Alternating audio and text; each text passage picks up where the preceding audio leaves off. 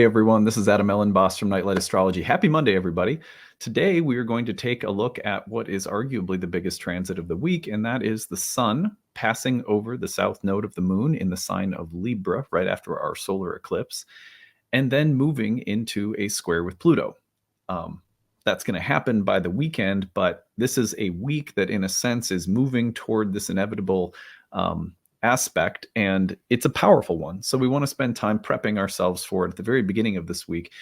As the week goes on, we're going to take a look at Mercury cazimi at the heart of the Sun in Libra, which also happens around this same time, but I didn't add the Mercury cazimi into today's talk because I wanted to focus first on Sun South Node and Sun-Pluto. So that is our goal for today. I've got 10 what to watch fors with this sequence of events. I'll map out the timeline for you and then talk about those themes that you can watch for, and we'll go from there. Before we get into it, don't forget to like and subscribe. If you're new to the channel, welcome. I hope you enjoy the content. Be sure to check out all of the cool archived playlists. There's lots of evergreen material you can find on the channel, especially if you're studying astrology. Share your comments. It helps the channel to grow. We really appreciate it when you guys give us that thumbs up in the beginning too. Transcripts of any of my daily talks can be found on the website, nightlightastrology.com. And when you are there, I want to promote our upcoming class, which is Ancient Astrology for the Modern Mystic. This begins on November 18th. We have 4 full years of professional development curriculum for people who are interested in becoming professional astrologers. The courses are laid out first year, second year, and then we have readings and passages, which is sort of like our advanced mentoring class. And then we have a horary astrology course. But the first year program is the one you want to start with, and that begins every 6 months. So here we are, November 18th is the next course start date, and we are open for enrollment. So you can check out the program on the page. And as you scroll down, you'll see there's 30 classes on the year. We have 12 guest teachers that come in outside of those 30 classes. There's an interactive group forum discussion. So you can ask questions of a tutoring staff year round. They always answer within a day. We have breakout study sessions that tutors lead. So if you have extra questions in between our major units of study, you can ask. There's a bunch of bonus material. You can attend the live webinars or follow along with recordings and go at your own pace. Everything's on a class website. You get to keep it for life. You can download all of it. At the bottom of the page, you'll find different enrollment options. There is an early bird payment plan, saves you $500 off. Early bird payment, I should say. There is a payment plan that allows you to spread the tuition out over 12 monthly installments. And then we have need-based tuition for people who need a little, maybe a little help to make the class happen. We realize that people are coming from a very, there's a lot of diversity economically in people who love astrology. It really spans, it's not like just one type of person that loves astrology. And so we don't think that there should be one type of person who gets to study astrology.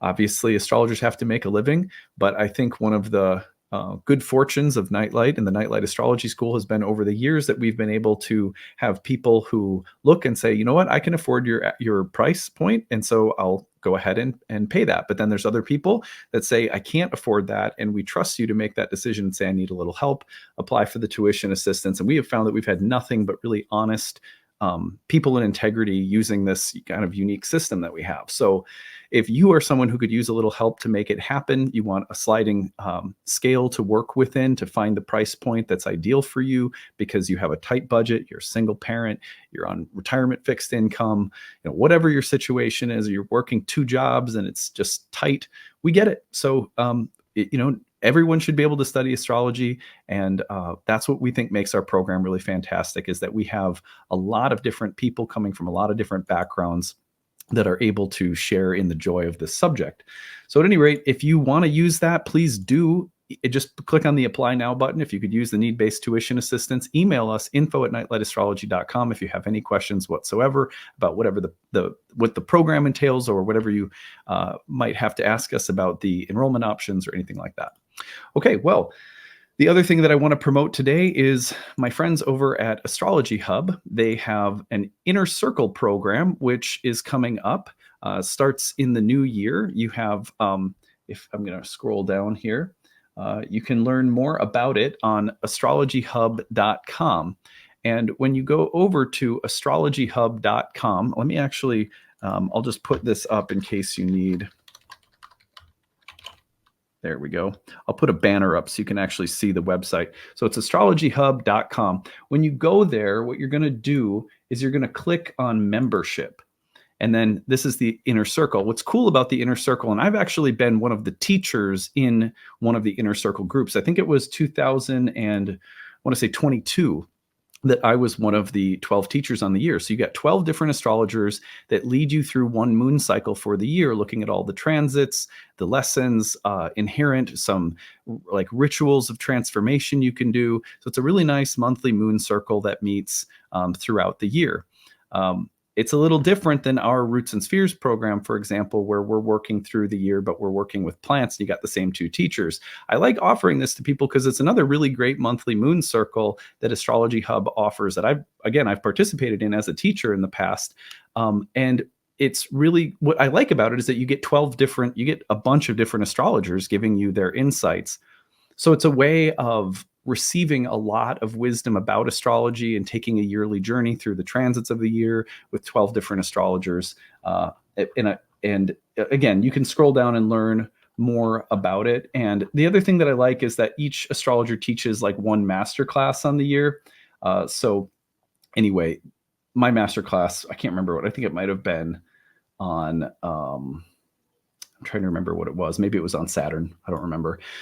But at any rate, check them out. Sign up for the Inner Circle if you're looking for a place to develop community and a really cool list of astrologers teaching on the astrology of 2024. That's coming up soon, so I hope you will take advantage of it. Sign up and enjoy the program. Okay, now all of our promotions have been done for the day, so we can get right into our talk. So here is the astrology of this week. This is Saturday, October 21st. And what I want to point out is that you can see that the sun will be moving through the square with Pluto. Now, this is Saturday, October 21st. I'm going to back this up and just show you how the week evolves from Monday when they're within about 5 degrees of one another. First, we have the sun. This is the mean node measurement, but the sun crosses the south node middle of the week, Wednesday. And then by Friday, we're getting right into the territory of Mercury square Pluto and then the sun square Pluto into Saturday. The Mercury Cazimi happens in there too. Like I said, we'll visit that in a separate video. But that's the big astrology of the week right there. I mean, that is a powerful series of transits. The Mercury combustion, the Mercury Cazimi, the Mercury square Pluto, the sun crossing the south node, the sun squaring Pluto. Today, I want to give you a list of things to watch for considering the sun crossing the south node and the sun squaring Pluto. Now, these are, again, as always, in no particular order, but I think that they are all relevant archetypal themes or symbolic sort of predictive ways of looking at what might come up. So number one is that you'll see old patterns and old cycles resolving or coming to a head somehow, especially related to the topics of the sun.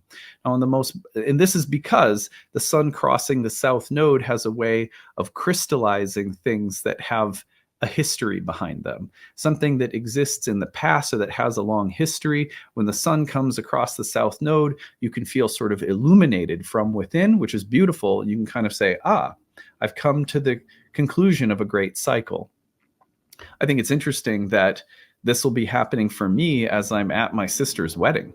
That's really kind of beautiful in the sense of seeing this kind of cycle of family, and we're both married now, and like all of that. So, sun and south node can very peacefully represent the resolution of old cycles and patterns.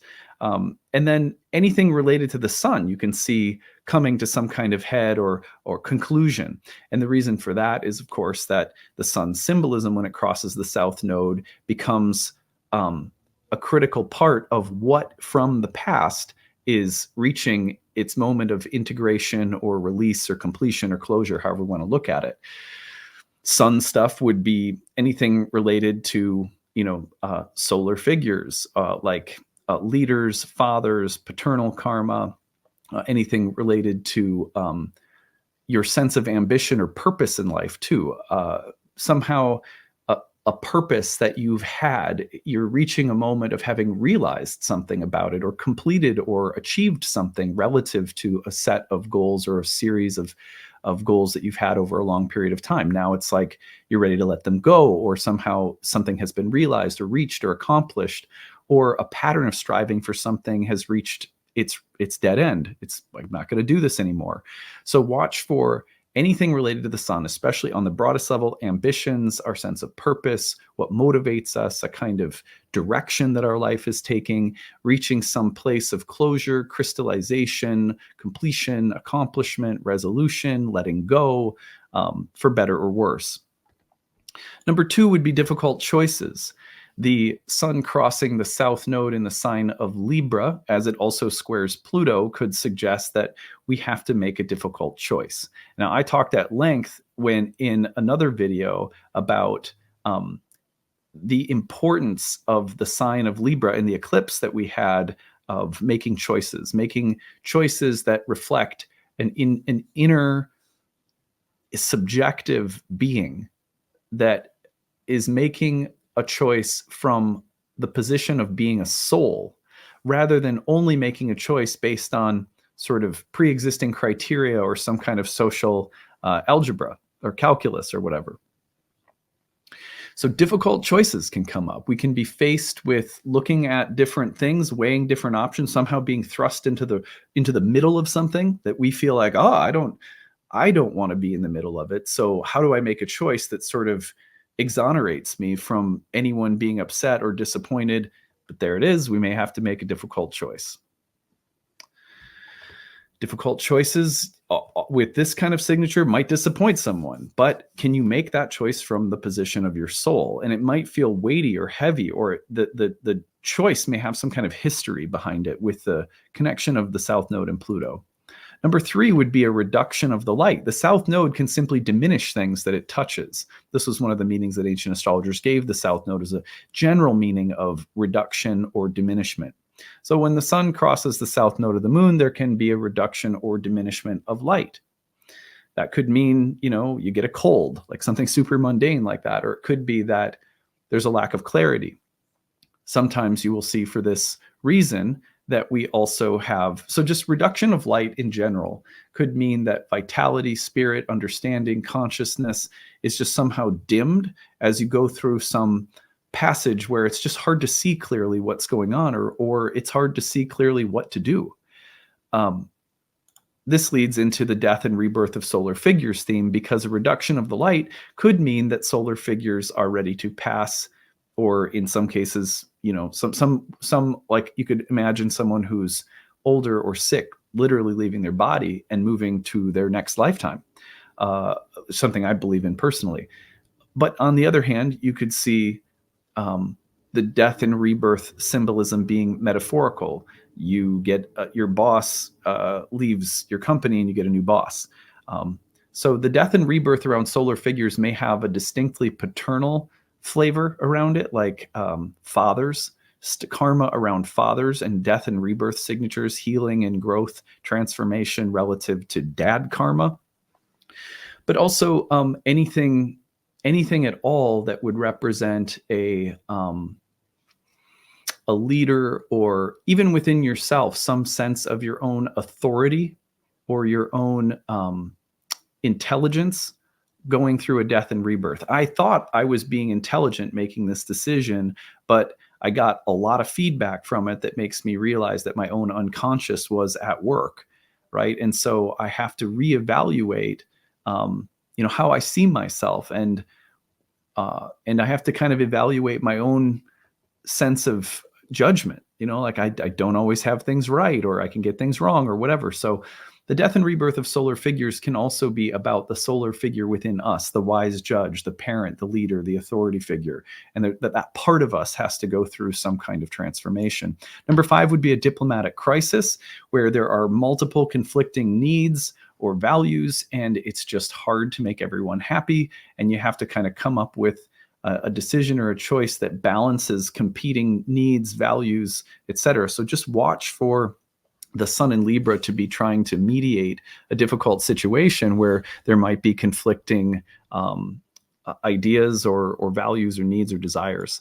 Number 6 would be the karma of fathers, leaders, etc. I guess that's kind of a repeat of death of rebirth of solar figures.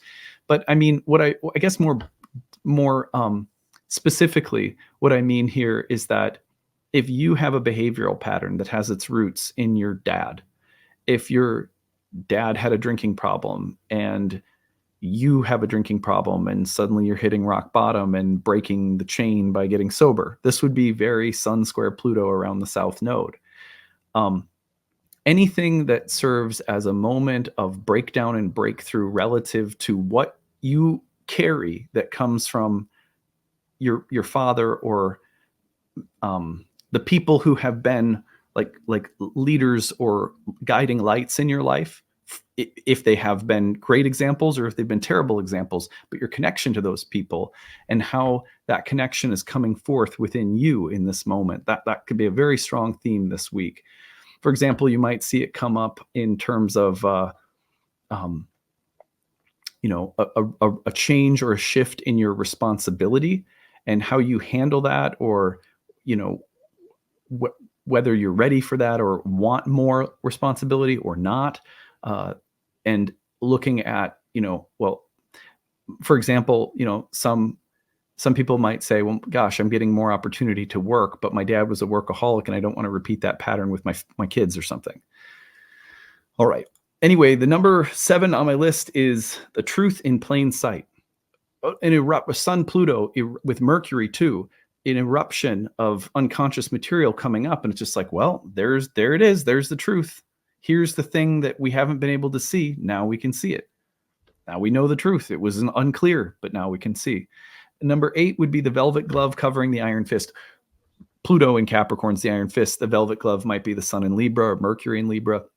You get this feeling that this week we could try to strong arm our way through something or assert our power in a way that is look, we can make it look like unassuming, or we can make it look okay. You know, like you almost think of like thinking of like that old show House of Cards, you know, and Kevin Spacey and his wife, I forget what her name, Robin Wright Penn, maybe it was. Anyway, they had this way of doing things that were very selfish and like motivations of power and stuff like that. But they would know how to get things done in a way that looked like, oh, who could possibly complain? Maybe they'd even look charitable or something. But anyway, there is a little bit of that in the air. So watch about trying to assert power or go after things that you're lusting for, craving in ways that are sort of diplomatically manipulated or contrived. Number 9 would be taking a long view. And the other thing that might be true, by the way, with the velvet glove covering the iron fist point here, is that it might be time where something deep or heavy is happening, but you have to find a diplomatic way of communicating with other people about what's going on. So that might not be quite the same thing, maybe a little bit different take on that one. Number 9, taking a long view. Pluto, Sun, Capricorn, Libra. There is a way, there's a lot of Saturn present. Remember, Libra is the exaltation of Saturn.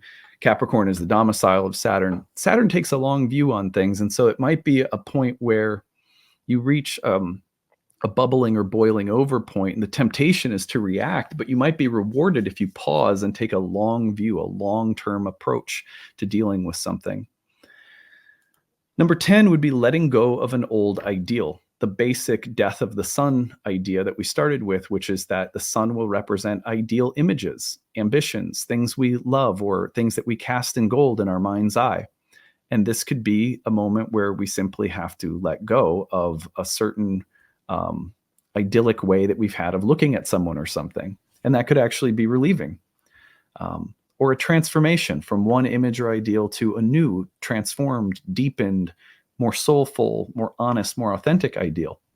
So those are the things that I would watch for with the sun crossing the south node of the moon and squaring Pluto as the week goes on. One of these may hit really profoundly, others may not. Also, I would pay close attention right now to any planets that you have in the let's say the last 4 3 or 4 degrees of the cardinal or tropical signs. That'd be Aries, Libra, Cancer, and Cap. Because there's a lot of action around there right now. So any planets, especially your sun, moon, or ruler of your ascendant, if you have in the late degrees of a cardinal sign, you're probably going to be feeling this week a lot more. There's other placements, of course, that could play a role in activating this in your natal chart. If you had your angles, your ascendant, descendant, midheaven, IC in those late degrees too, that could be something to think about. But I'll leave it there for now. I hope that this has been a useful way of starting off your week, kind of prepping you for what's to come. I think that we are going to add into our understanding of the astrology of this week a separate treatment on Mercury, because Mercury is connected to a lot of other things right now, in particular Venus and Venus's condition this week. So lots to look at with Mercury, and I think it deserves a separate video. So that's what we'll do. Well, that's it for now. I hope you guys are having a great start to your week, and we will see you again soon. Bye.